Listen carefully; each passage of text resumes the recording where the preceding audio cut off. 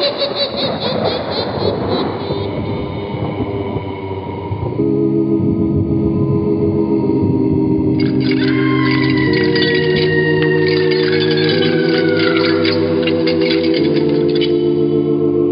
Mysterious Old Radio Listening Society podcast.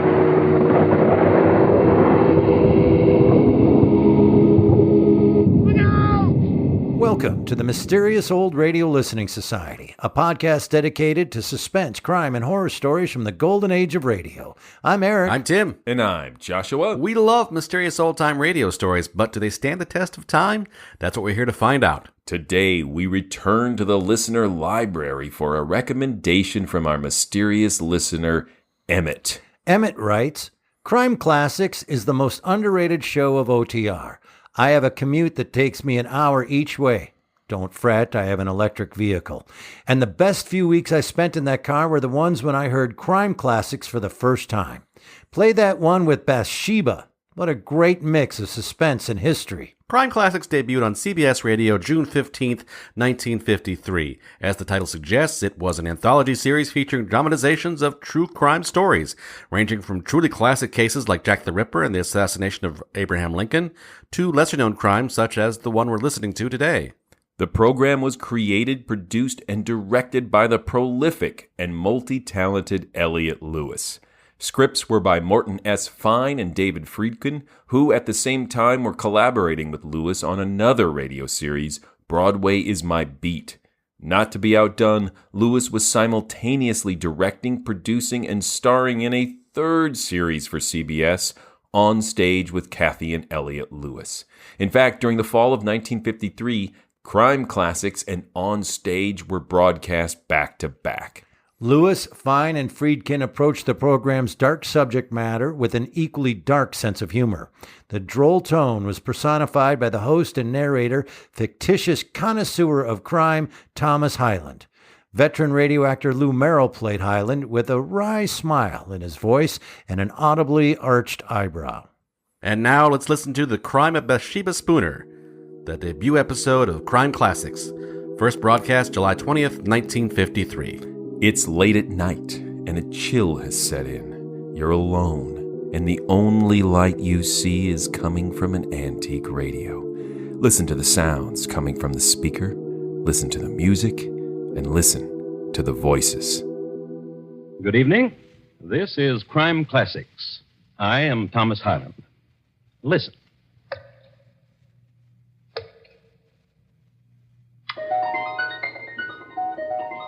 The man in nondescript uniform dropping stones into that well is a mercenary soldier, more recently a deserter. He's testing the depth of the well, the only way he knows, since a length of rope is not immediately available, and more complicated machines are as yet undiscovered. This is the year 1778, and the deserter is named James Buchanan. Next to him is his friend, another deserter whose name is William Brooks. These men are in the employ of Mrs. Bathsheba Spooner of Brookfield, Massachusetts, whose well it is. Mrs. Spooner will pay these men immediately they deposit the body of her murdered husband, right down there. And tonight, my report to you on the crime of Bathsheba Spooner, the first woman to be tried for murder in the United States. Crime Classics, a new series of true crime stories taken from the records and newspapers of every land, from every time. Your host each week, Mr. Thomas Hyland, connoisseur of crime, student of violence, and teller of murders. Now, once again, Thomas Hyland.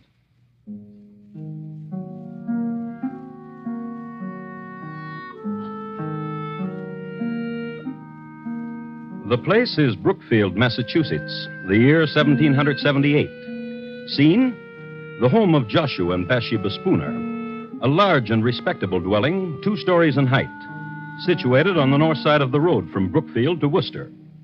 In the front of it, and nearly opposite on the south side of the road, are stately elms and a well. And in the living room, there's this. What manner of woman are you, Bathsheba? There's no content in you and no happiness. And what happiness have you given me? A life that dies quickly. cooking and sewing. And from you, drunken sleep. And you've not answered me. You would like to see me dead, would you not? Listen to me, Joshua. When you returned this morning from Worcester, my heart sank in me. I'd hoped you wouldn't come back. That I would have an accident. That in some way I would be killed. Yes. That you would be free then. Yes. To walk the town, newly widowed with a wandering eye. Yes. And you listen, shrew. I am your husband, and I'm your lover, and that's the way things are. Old man! Old man!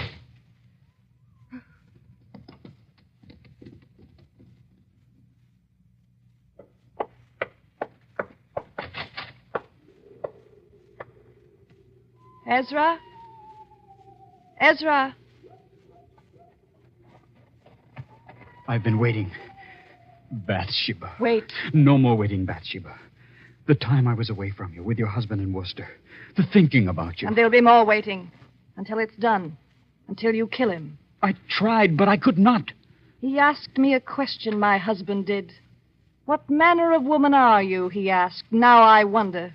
What manner of woman am I to love such as you, a youth?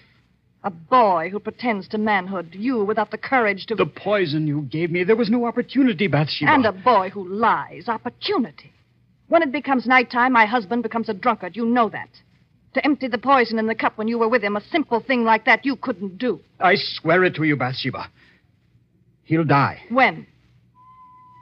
Go to him now. To the tavern where he is. Empty the poison. I threw the poison away. With no courage. Bathsheba. Speak my name and bedevil yourself with it. Just kiss me, Bathsheba. No kisses. No secret whisperings. None of that. No more. Until my husband is dead. Laugh then. You'll see I mean it.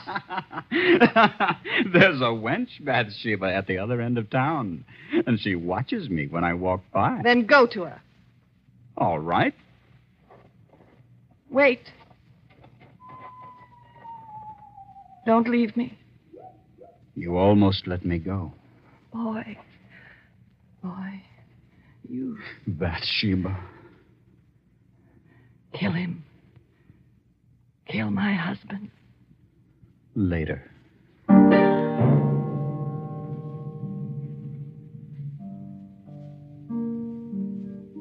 And that was Bathsheba Spooner. You've come to know her pretty well. You've seen her hating, you've seen her loving. There's more you should know. She was the sixth child of an illustrious man, General Ruggles.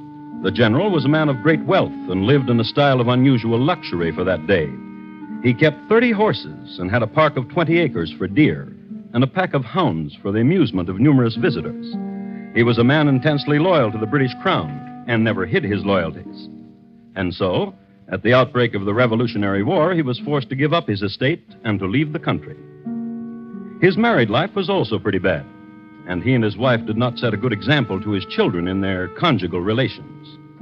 Bathsheba sprang from that kind of a household. Her loyalist background in time of war, and the very fact of the name she had, Bathsheba, were sufficient cause for the town in which she lived to view her with alarm. But keep this in mind. Bathsheba Spooner is going to murder her husband. How? Well, let's see how time and motive and circumstance conspire to get a man violently dead. The man, Joshua Spooner. Let's pick him up and see what he's doing. It's the same evening, and since it's after dark, he's drinking. And in Brookfield, there's only one public house in which to drink, Cooley's Tavern. And that's where he is. Oh, no, Doctor. Then what would you do? To trap General Burgoyne? Very simple. Hand me your tankard, Dr. King.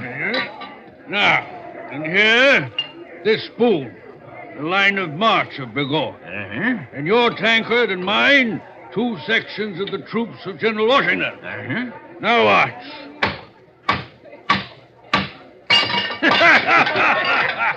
And that's how we take care of General Burgoyne. Yeah. Barkeep, more ale.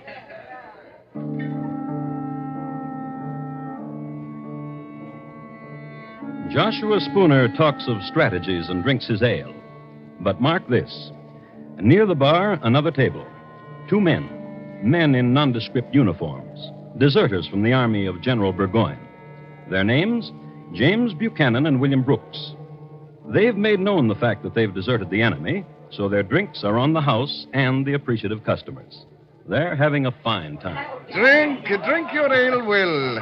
Make me a toast, and I'll drink with you. And a toast you shall get. Burgoyne is a scurvy... Louder, Will, louder, else we'll pay for our own ale. Aye. A toast. Aye, I'll give you a toast to that scurvy, plump-bellied Burgoyne. May he rot in the wilderness. That is, if he don't drown coming across the St. Lawrence. Gentlemen. And a merry evening to you. Joshua Spooner is my name, and it would do me proud if you would permit me Ale is what we're drinking, sir.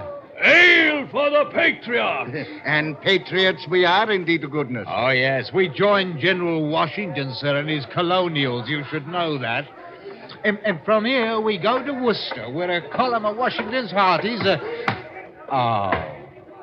ale. To you, sir, and thanks to you. My pleasure.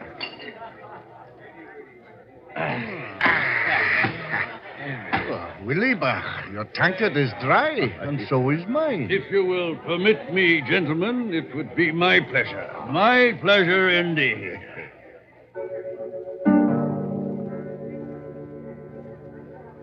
It would be Mr. Spooner's pleasure indeed to buy the lads more ale, as was the custom. True, it was 1778, but the etiquette was the same. Nothing too good for our boys. And the deserters in Cooley's bar were off to join our boys. As a matter of fact, it was Mr. Spooner's pleasure to direct James Buchanan and William Brooks to Worcester to become soldiers in Washington's army. It just happened that one of the landmarks that Mr. Spooner gave the lads went something like this. Now, mark you. A file of elms and a well. And across the road from it, my house. When you pass there, you'll be leaving Brookfield. And you will know you're on your way. We'll have another ale before you leave. You're a gentleman if I ever met one. Oh, a true one, James, my lad. A real gent.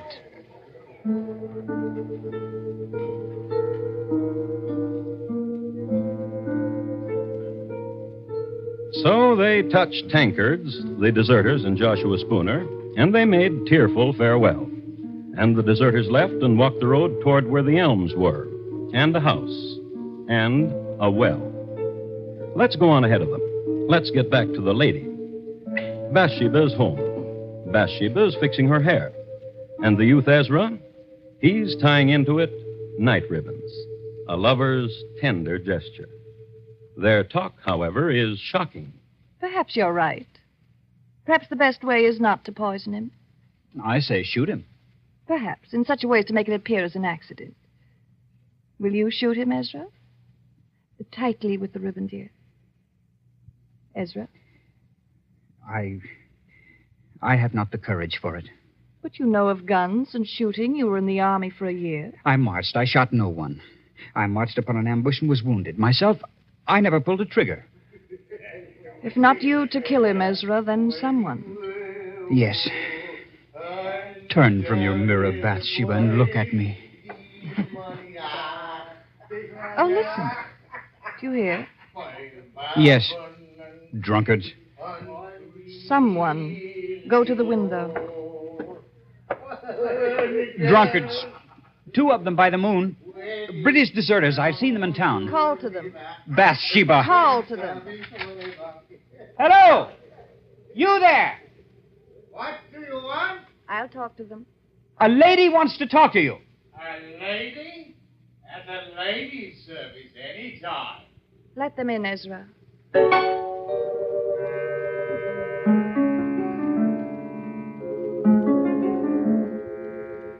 The Bathsheba Spooner who greeted the deserters must have been quite a sight. Tall, long hair, and blue ribbons. There must have been a fire in the fireplace, and in all probability she was standing in front of it. Her manner was gracious, and she was smiling. Ezra served the liquor. All in all, it was the nicest thing that could possibly have happened to 2 fellows who had deserted General Burgoyne. And now, gentlemen, a question. We bow. Bow, James, my lad. Say on, my lady. How would you gentlemen like 500 pounds to see you on your long journey? Merchano, 'twould warm the cockles, wouldn't it, Will? 'Twould. Does that answer you, my lady? And what would you do for it? There is nothing that Will and I have not done, and for less handsome payment from less handsome women. Far less. Kill my husband. This lad, the one you call Ezra. Come here, lad. The next skinny ones don't take long for twisting. Bathsheba! Not him. Not Ezra. Not him, James. Then who? My husband will return from his drinking. Will you wait for him? Kill him? When he returns, meet him outside at the door and greet him. Will you? Not only for the money, dear lady, but for the pleasure of your presence to two tired soldiers. Right, James? It's the truth.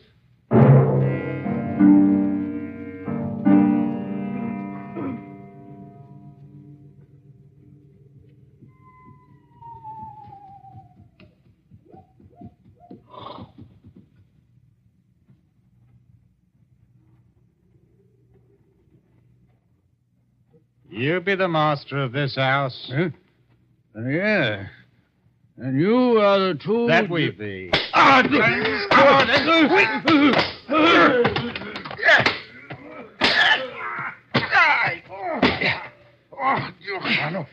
This one was a struggler, eh, Will? Get the woman. And the one she calls Ezra. Aye.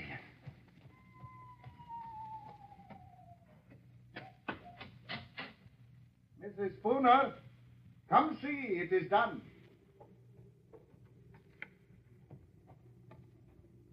And a tidy job, if I say so myself, Mrs. Spooner. And now he's dead. What will you do with him? There's a well across the road. Aye. Give us a hand, James. And you, Ezra. There. I'll walk with you.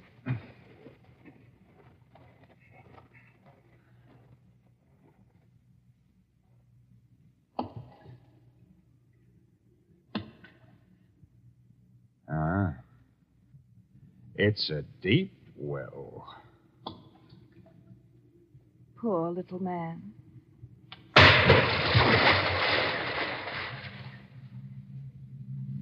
And that's how Joshua Spooner died. And that's how Bathsheba Spooner killed him.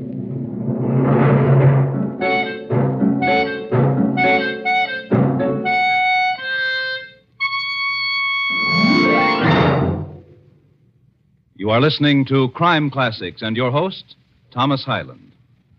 Later this evening, the Lux Summer Theater stars Fred McMurray in a full-hour adaptation of the romantic mystery comedy The Lady and the Tumblers, an odd triangle composed of a beautiful girl, a suitcase full of explosive letters, and a murdered man will make The Lady and the Tumblers' most unusual dramatic fare.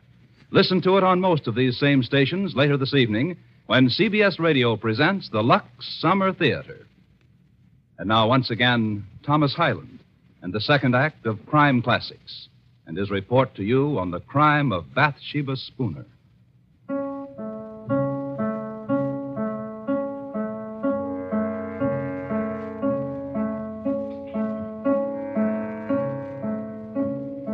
Listen to this.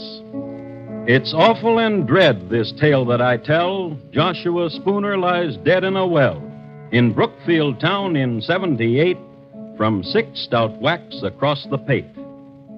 Small poem by an anonymous contributor to the Worcester Spy, the local newspaper of the day. A change of scene now. Across the road from a cold well into a warm living room. Tableau, 4 people. Mr. Spooner was such an elegant man. What will become of his clothes in his closet and his horse? You may have them. Come away from the window, Bathsheba. Here, to me, close. The stars are dancing. You're shivering. Are you cold? No. Will is very weary, Widow Spooner. We'll not go on to Worcester tonight.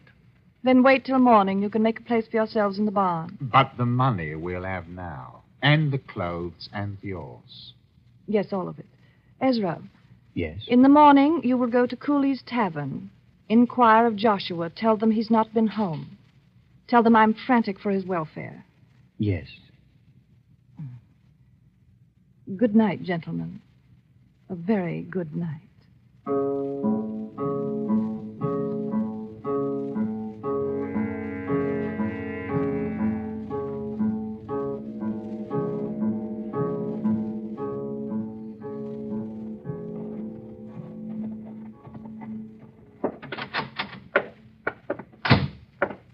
Mr. Cooley. Aye? Hot grog on a nippy morning, Mr. Ross?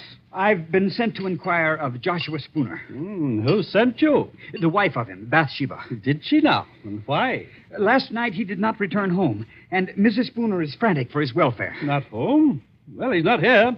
Last night he sat right there, my lad, and discussed military strategies with the doctor. Then, to the best of my knowledge, he went home. Dr. King. Doctor, wake up. Please, Doctor, wake up. It's important. What is it? What? Where is Joshua Spooner? Where is he? Mr. Cooley says he sat with you last night. As he did, and left me. He's not home. What? Mrs. Spooner sent me to fetch him. She's troubled that he's not returned. But where else could he have gone if not to his wife? We must find him, Doctor. Yes, by all means.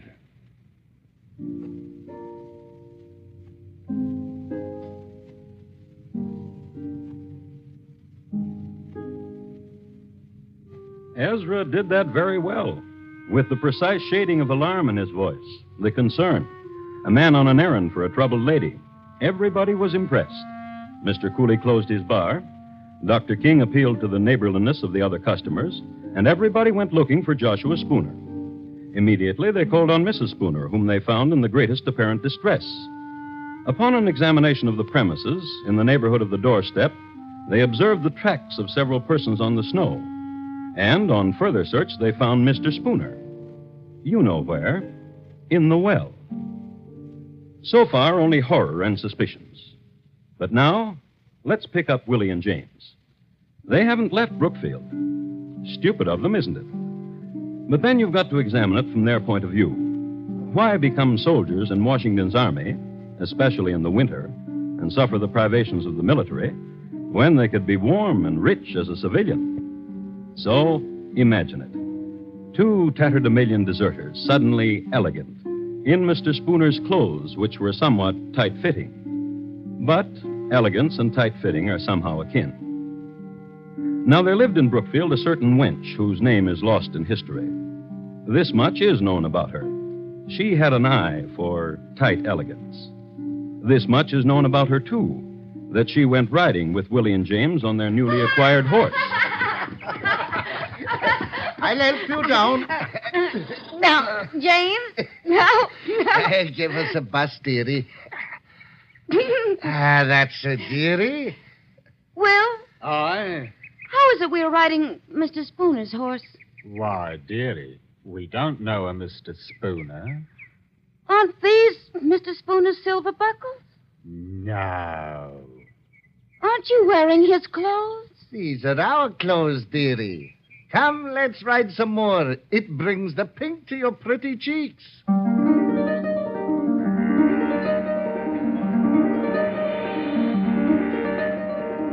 But the cat was out of the bag. The girl told her mother, and her mother her father. And it so happened that her father was at that moment on his way to look for the murderers of Joshua Spooner. So the father told some neighbors, and they located James and Willie, brought them all together.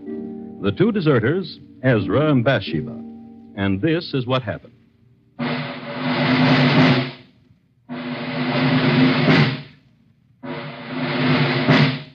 The jurors for the government and people of Massachusetts Bay in New England, upon their oath, present that William Brooks and James Buchanan and Ezra Ross in the county of Essex, not having God before their eyes, an assault did make upon Joshua Spooner, feloniously, willfully, and of their malice aforethought, on the first day of March last past, with force and arms, also by striking, beating, and kicking aforesaid Joshua Spooner, so as to inflict several mortal bruises, of which Joshua Spooner died. and that Bathsheba Spooner, widow and late wife of Joshua Spooner, being seduced by the instigation of the devil, did incite, move, abet, counsel, and procure the murder of aforesaid Joshua Spooner. How do you plead? Not guilty. Not guilty? Not guilty. What statement have you, Bathsheba Spooner? I am the wife of the deceased. If what you accuse me of be true, what end could the death of my husband serve? Were there any reasons, persuading, hopes, inviting, or advantages arising from the death of my husband? By depriving myself of husband, I would subject myself to the burdens of a widow. If I hated my husband, as such has been said, could I not have separated from him, gone to my father or to my brothers? What foolishness is this to say I've loved Ezra Ross, when one of my station might have any gallant I please? Gentlemen, if I be guilty, I was not of sound mind.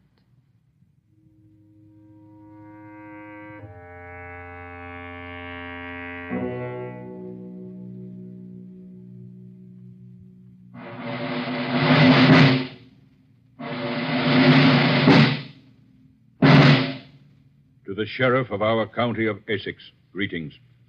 We command you that on Thursday, the 4th day of June next, between the hours of 12 and 4 of the clock in the afternoon, you cause William Brooks, James Buchanan, Ezra Ross, and Bathsheba Spooner to be conveyed from our jail, where they are now in your custody, to the usual place of execution, and there to be hanged by the neck until their bodies be dead.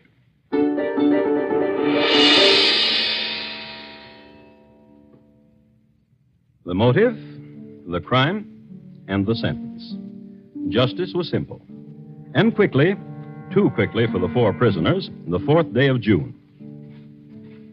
This is a copy of the Worcester Spy dated that day that I have here.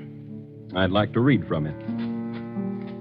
It was about 2:30 of the clock in the afternoon when the 4 criminals were brought out of prison and conducted to the place of execution under a guard of 100 men.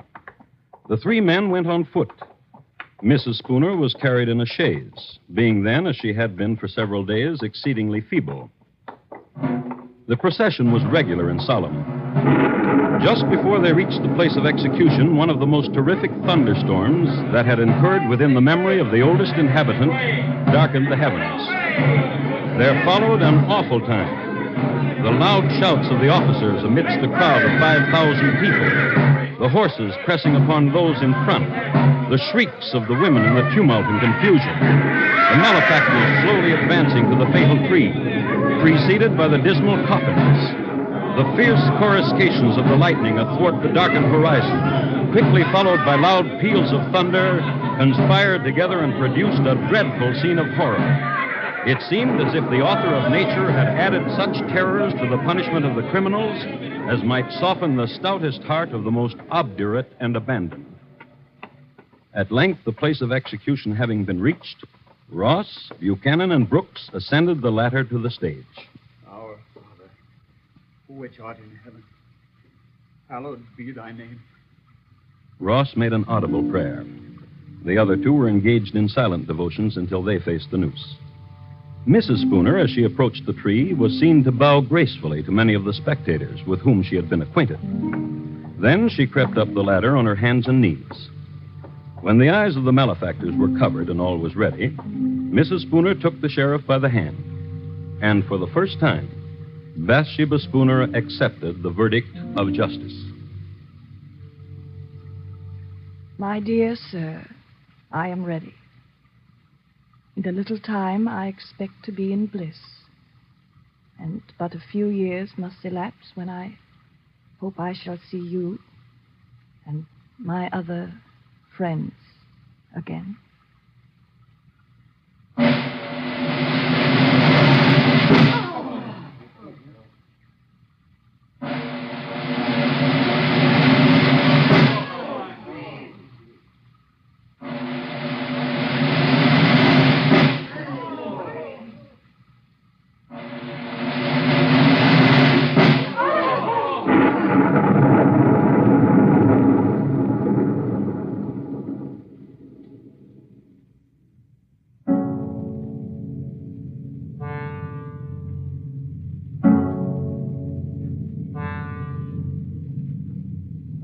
And that's the way the newspaper recorded it. This has been my report of the crime of Bathsheba Spooner, the first woman tried and executed for murder in the United States.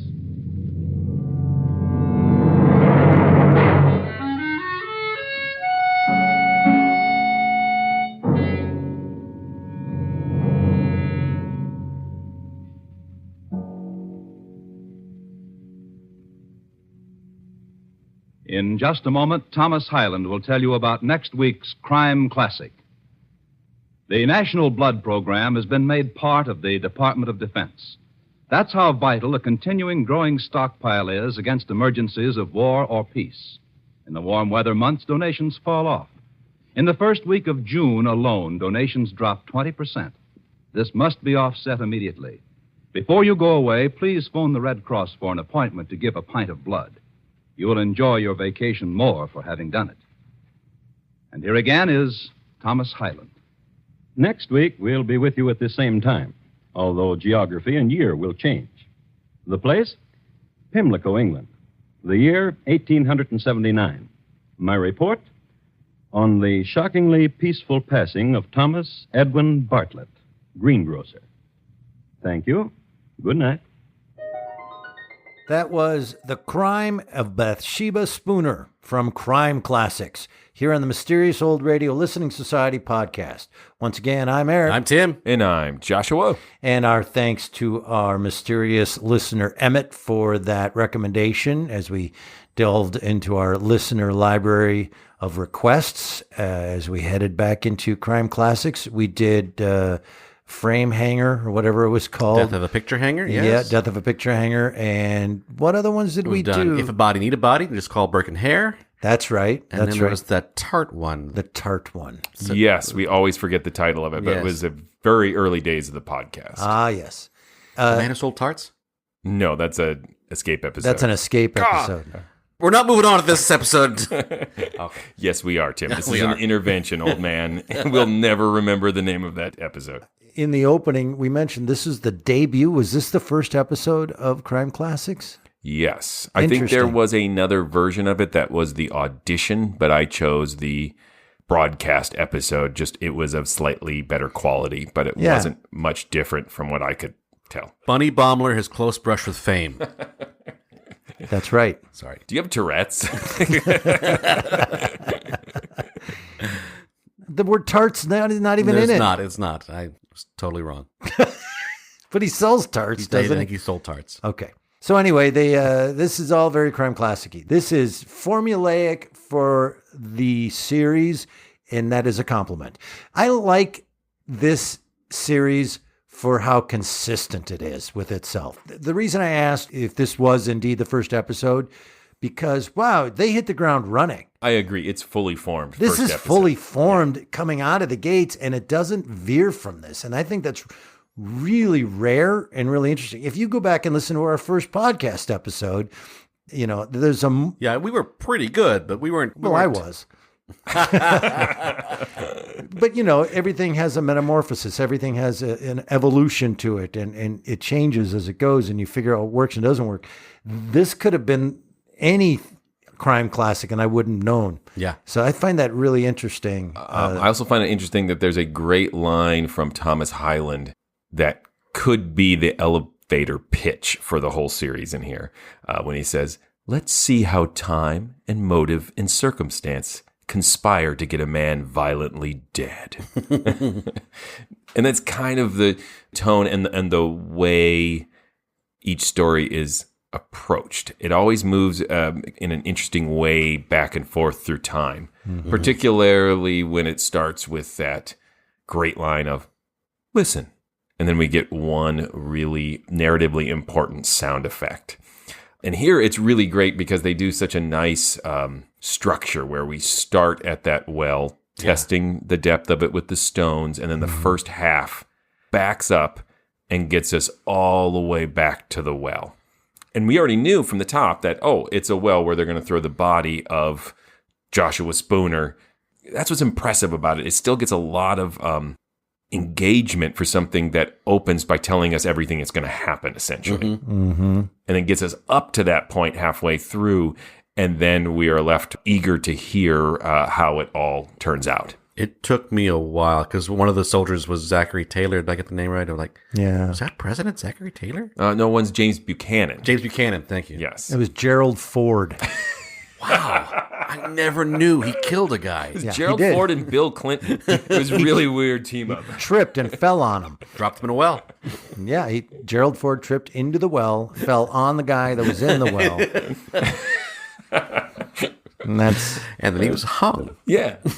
And Bill was just eating French fries the whole time. Yeah. Little known story, but all the presidents died in that well. It's called the Well of Presidents. They should not keep going back to that well. Should we vote? Yes.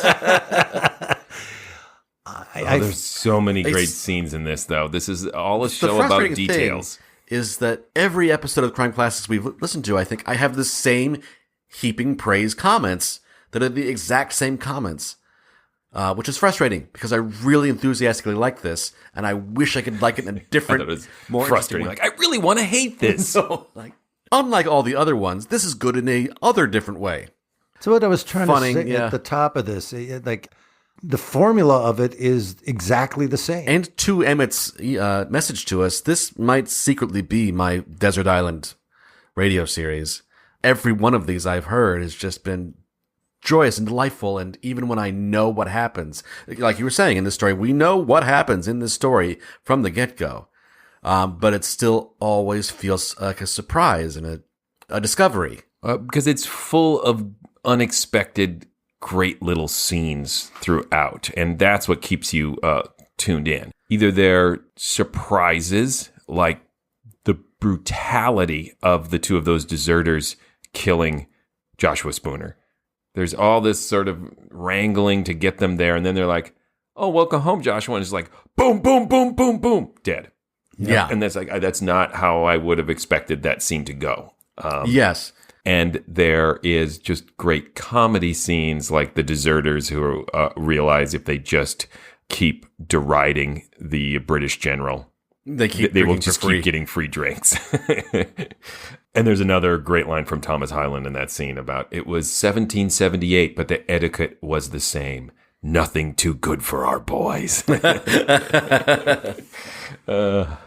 And it's surprisingly adult in its depictions of the affairs and sexuality. Yeah. I mean, it doesn't say anything outright, but the negotiation between Ezra and Bathsheba, when Ezra says, like, there's a wench who was giving me the eye, and then she changes tactics really quickly and is purring in his ear, kill my husband. And when he says, later, it's so full of suggestion. And even that image when they come pancakes. back. Yes, they made great pancakes together. And just that scene, that clearly post-coital scene of them discussing other ways than poison they might kill Joshua while he's tying ribbons in her hair. And even the scene where she invites the deserters in and the narrator describes how she's standing behind what was probably a fire. And he does everything but saying backlit through her nightgown. Thin muslin gown. So to me, those are the surprising little scenes and where this all comes to life for me. Those unexpected ways of presenting the story. I don't want to monopolize the entire podcast, but I think particularly in the second half is when it really shows off. Yeah, in my opinion. Her arc of I'm just this horrible person to I will never admit that I did it. My health slowly declines so I can barely make it up the stairs to my own execution. And then just announcing I'm going to a better place. I look forward to seeing you all there soon. Yes. Just like, you bastards. Right. And just the choice, whether or not, I have no idea. Maybe they actually found an old, very hyperbolic newspaper account of the time, or they cleverly wrote it in that style, but presenting it all in that language, that very flowery, melodramatic, yellow journalism of the day, including the thunderstorm, God's wrath that appeared, which then allows them to have great audio sound for it. That sound effect, all those big dramatic moments that are such a stark contrast to the cool, even tone that's the structure of the show. Like Thomas Hyland is so chill and dry, and then horrible things happen, and then characters are just kind of chill and dry, and then like thunderstorm, and then noose drop, Yeah, one after the other, and each based on the audience reaction is more grisly than the next, more than the first. And this whole second half opens with that great poem. Again, whether it was really a poem that the writers dug up from the seems like it was the Worcester Spy. Very credible. It's a fantastic little bit of verse that again just sets the tone, but occasionally, like you said, sets the wrong tone. So then you're kind of laughing a little bit, and then it gets so dark and so harsh. The other thing I really like is that the narrator steps in and comments on the narrative when the deserters don't leave town. Mm-hmm. Right? They get their money, they get the clothes from Joshua Spooner, and then just ride his horse around, hang out with the town wench. And Thomas Hyland actually says, "Pretty stupid, huh?" and so this sent me down a completely other rabbit hole, because then when he's pretty stupid, huh? I wonder if that's just them commenting on, we're just stuck with what really happened. And sure enough, that is how they got caught. Yeah. According to what I read, they went back to the tavern, and they were wearing the silver shoe buckles that had Joseph Spooner's initials on them. It was actually stupider than what they depicted. I was reminded in the audio drama in that moment when he said "pretty stupid." NPR did a story on the production assistants for those live cop shows, like Cops. Apparently, as they're running and chasing and pulling people over, anybody that may have gotten into the camera shot, right? They have to run behind the cops. So there's cameras, all this, been way behind are all these production assistants with pieces of paper and pens saying, would you sign this release? And if they don't get them, they can't show their face. And the guy asks her, one of these production assistants, she's 22 or whatever, and young, and says, but the criminals are always, when they're arrested, we always see their face. She goes, yeah, we have to run up to them. And at a certain point, we put a piece of paper in front of them. We're filming this. And he goes, and they sign it while they're being arrested? And she goes, yeah, 99% of the time. And he says, why would they do that? And she said, because criminals are stupid. And I was always struck by how sincere and how she said that to the guy. Like, yeah, we just hand it to him and yeah, I'll sign that. And they do almost every time. But anyway, that moment where he said, aren't they stupid, reminded me of, yeah, criminals are stupid.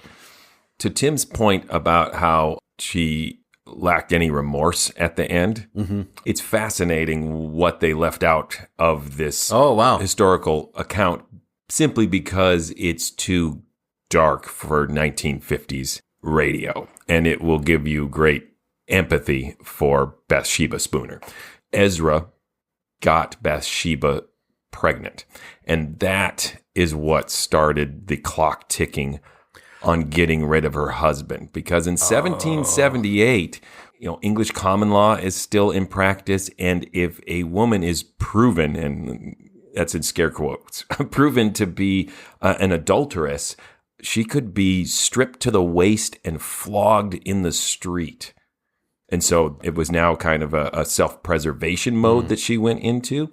And what's fascinating about it, she is then tried, and she's not only the first woman to be tried for murder in the colonies, it's the first insanity plea that they tried. Their defense said, this woman clearly has a disordered mind. That didn't work. And then she did tell people she was pregnant, because the law was, after the quickening, you couldn't execute someone to protect the baby, the fetus's life. And she was then inspected by a group of like 6 midwives and 2 men as well. And they all said, nope, she's not pregnant. And they threw her in jail. This hanging was really quick too. It was like, wow, very fast. And so she was visited by a reverend who heard her story, and he came back out and used his power to say, no, look, she's pregnant. You need to do this again. And so they got the same group back. They added a few more midwives to it, I think. And maybe 3 or 4 of this large group said, yeah, we do think she's pregnant. But the others still claimed no.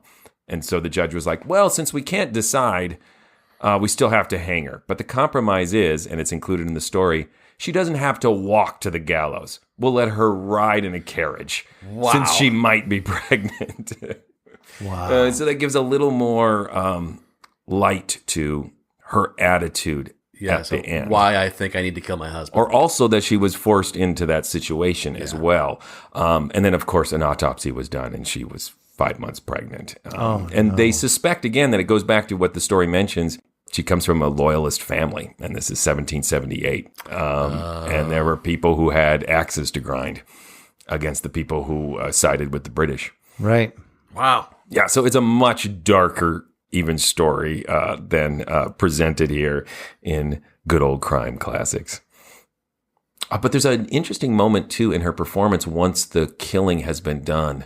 And I don't know if there's like ways they were trying to find to sort of suggest some of these things, not specifically telegraph anything like a pregnancy. I don't think they were doing that. But she is so quiet and somber once it's done. Yeah. When she's giving the directions to take the money, take his clothes, get out of town. So anyway, this is the first time in a crime classics that I've actually gone and done the research on the real crime, and it added a whole level of insight into the script and what they had to have wanted to put that in the story at the time and knew they couldn't. Right. That's just a captivating story. Thank you. That was better than the crime classics. Oh, you're such a jerk. No, it was a compliment. Oh, okay. That was fascinating. I mean, that was fantastic for you. Well, should we vote? I loved it. It's fantastic. Crime Classics is very good, and this was really well done. Yay. I think it was great. Yeah, I mean, I suppose if they could see into the future to know that someday there will be a podcast that labels things occasionally as classics, and they had the nerve to say, like, all of ours, classics, crime classics. I would say, well played, classic. I haven't heard them all yet, but they all seem like these are classics. They're really well done. Their tone is so, as we said, individual, so singular, and so enjoyable. Like I say every time we listen to crime classics, it's in the name. Like you said, it is a classic. And I realize this is going to vary greatly, depending on people's tastes. I realize it might be too weird or too slow for people. And I'm probably listeners going, they're going to call it a classic again. But I agree with Emmett. This is a incredibly underrated show. And to give ourselves some stick, I think the first time we listened to it out of context, we weren't prepared for it. I think we were really hard on it. I would like to go back and listen to Buddy Baumler. And the Magic Tarts. Say it in the Tourette's way. The reality is I'm just controlling myself. I could still keep carrying on about this. And then one part, when he said the thing, it was awesome. I mean, whether it's historically true or not, I'm going to say this one thing. I just loved the Bathsheba stuff, and they mentioned that her namesake, it had this nominative determinism with the rest of the town who were suspect of her because of her name and because of the loyalist stuff. And it's really funny that she accidentally, and I guess it's true in real life, like Bathsheba from the Bible, was unbelievably good looking. And that seems to be true.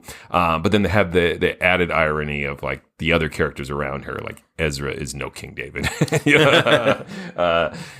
Joshua is no Uriah the Hittite.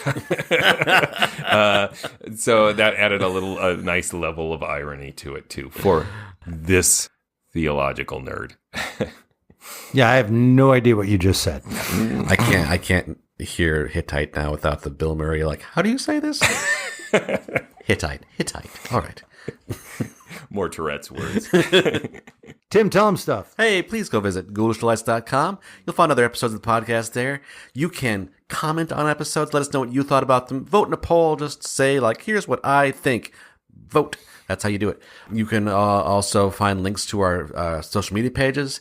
I'm doing better about posting on Twitter. That's a thing that happens. It's Threads now. God. Social media. Just can't keep up with it. It's like Facebook and Instagram had a boring baby. Faceagram. You can also link to our Threadless store, buy some swag, and he pivoted. You can link to our Patreon page. Are you narrating yourself in the third person again?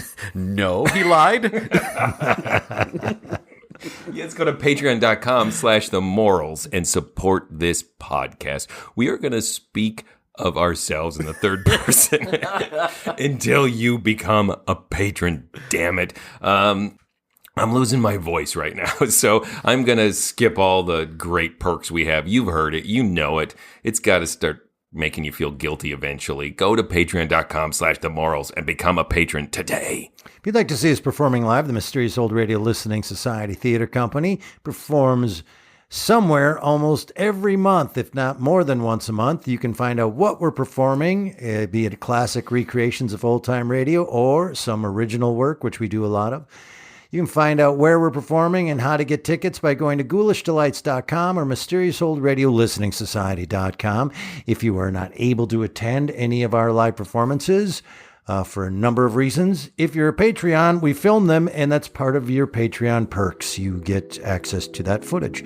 So become a Patreon or come see us and have some great food and drink and come see one of our shows. All right. What's coming up next? Next is my pick, and we will be visiting the CBS Radio Workshop for an episode entitled The Enormous Radio. Until then... Look out! This is Crime Classics. I am Thomas Hyland. Listen. Will?